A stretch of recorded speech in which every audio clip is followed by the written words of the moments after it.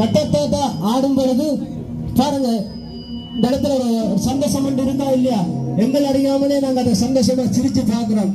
எங்க சில வேளை இந்த இடத்துல வந்திருக்கிறவங்க பார்த்து கொண்டிருக்கிறவங்க ஏதாவது ஒரு கவலையோட, வேதனையோட, பிரச்சனையோட வந்திருக்கலாம். ஆனால் இந்த நிகழ்ச்சியை பார்க்கும் பொழுது பாருங்க, அந்த அந்த அந்த டைமுக்குள்ள, அந்த கொஞ்ச நேரத்துக்குள்ள அந்த கவலை எல்லாத்தையும் மறக்கிறோமா இல்லையா? சிரிக்கிறோம் பாருங்க, சந்தோஷப்படுறோம். ஆனால் இதே இடத்துல கடந்து போன பிறகு அப்படி சந்தோஷமா இருக்க முடியுதா? இல்ல, நிச்சயமா இல்ல.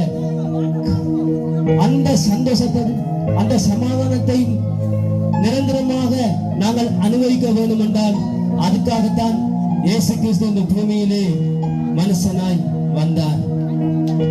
எனக்கு அன்பான சகோதர சகோதரிகளே, ஒவ்வொரு மனுஷனுடைய பாவத்துக்காகவும் சாபத்துக்காகவும் தான் இயேசு கிறிஸ்து இந்த பூமியிலே, அங்கே ஆண்டவராக இயேசு கிறிஸ்து இந்த பூமியிலே மனுஷனாக வந்து தன்னுடைய ஜீவனை கொடுத்து ரத்தம் சிந்தி இன்றைக்கு எல்லாரையும் மீட்டுக் கொண்டிருக்கிறார்.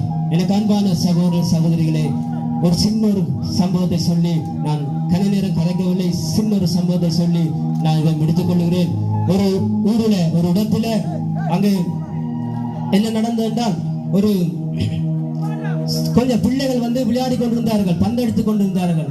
அப்ப அந்த இடத்துல என்ன நடந்தது என்றால், இந்த வீடு கட்டுவதற்காக, அந்த நாட்களில் வீடு கட்டுவதற்காக சீமெண்ட் கரைச்சு கொண்டிருந்தாங்க. சுண்ணாம்பு கரைச்சு கொள்ளும் போது திடீரென அந்த சின்ன பிள்ளையோட என்ன செய்ய, சுண்ணாம்பு கரைக்கிற இடத்தை உத்து பார்த்து கொண்டு இருந்திருக்குது. அந்த நேரத்துல ஒரு விளையாடி கொண்டிருந்த பந்து அந்த சுண்ணாம்பு இதுக்குள்ள வாரிக்குள்ள விழுந்து அந்த பிள்ளையுடைய கண்ணுக்குள்ள பறந்துருது. உடனே அந்த பிள்ளை வலியினாலே துடிக்க வலிக்கிடுது. கண் எரிய வலியினாலே துடிக்க வலிக்கிட்ட உடனே எல்லாரும் வந்து பாக்குறாங்க. அங்க எல்லாரும் வந்து பார்த்த உடனே ஒரு ஆள் வந்து சொல்லிச்சு, இதுக்கு அந்த கோழி ரத்தம் இருக்குல்ல, அந்த ரத்தத்தை வெட்டி இந்த கண்ணுகளை விட்டாத்தான் சுகம் பெறும், இதுக்கு வேற வைத்தியம் இல்லைன்னு சொல்லும் பொழுது உடனே அந்த பிள்ளையின் தாயார் ஓடி வந்து, ஐயோ என்னுடைய பிள்ளை வேதனைப்படுகிறதை என்னால் தாங்க முடியவில்லை, இதுக்கு வேற என்ன செய்யலாம் சொல்லும் பொழுது அந்த மருத்துவர் சொன்னாராம், இதுக்கு மனுஷனுடைய ரத்தம் கூடிய இதுக்கு சுகத்தை கொடுக்கும் சொன்ன வேளையிலே அந்த தாயார் ஓடி வந்து தன்னுடைய கையை அங்கே கிழிச்சு அந்த ரத்தத்தை எடுத்து அங்கே கண்ணுக்குள்ளே, தன்னுடைய பிள்ளையின் கண்ணுக்குள்ளே அங்கே விட்டு அந்த வைத்தியரை கேட்டாராம், இது போதுமா, இன்னும் கொஞ்சம் ரத்தம் வேணுமான்னு கேட்கிற நேரத்துல அந்த தாயுடைய அன்பை பார்த்தீங்களா? அந்த பிள்ளை எப்படியாவது சுகம் கிடைக்க வேண்டும் என்பதற்காக தன்னுடைய ரத்தத்தை கொடுத்தது அல்லவா? அதை போலதான் எனக்கு அன்பான சகோதர சகோதரிகளே, ஆண்டவராகிய இயேசு கிறிஸ்துவும் எனக்காகவும் உங்களுக்காகவும் அடிக்கப்பட்டு ரத்தம் சிந்தி இந்த பூமியிலே நாங்கள் வாழ்ற வாழ்க்கை நிரந்தரம் இல்லை, அது மாத்திரம் தெரிந்து கொள்ளுங்க, நாங்கள் நித்திய ஜீவனை அடையும்படியாக இந்த பூமியிலே வந்தார். இயேசு கிறிஸ்துவிடம் எங்களுடைய உள்ளத்தை ஒப்புக் கொடுக்கிற நேரத்திலே எங்களுடைய வாழ்க்கை மாறும். நிரந்தரமான சந்தோஷம், சமாதானம் அவரே எங்களோடு கூட இருந்து வழிநடத்துற அந்த வழிநடத்தலை பார்க்க முடியும். யார் யாரெல்லாம் இந்த சத்தத்தை கேட்டு இந்த நேரத்திலே எப்படிப்பட்டதான பிரச்சனைகள், பலவீனங்கள் ஏதாவது இருந்தாலும் சரி, ஏசப்பா இதிலிருந்து விடுதலையாக்குங்க, என் பாவங்களை மன்னியுங்கள் சொல்ற நேரத்தில் ஆண்டவர் விடுதலை கொடுத்து நிரந்தரமான அந்த சமாதானத்தையும் சந்தோஷத்தையும் தர போதுமானவராக இருக்கிறார். நன்றி. தொடர்ந்தும் நத்தர் தாத்தா நடனம் ஆடு உங்களை சந்தோஷப்படுத்துவார். எல்லாம் சேர்ந்து ஆடுங்க உறவுகளே. ஓகே.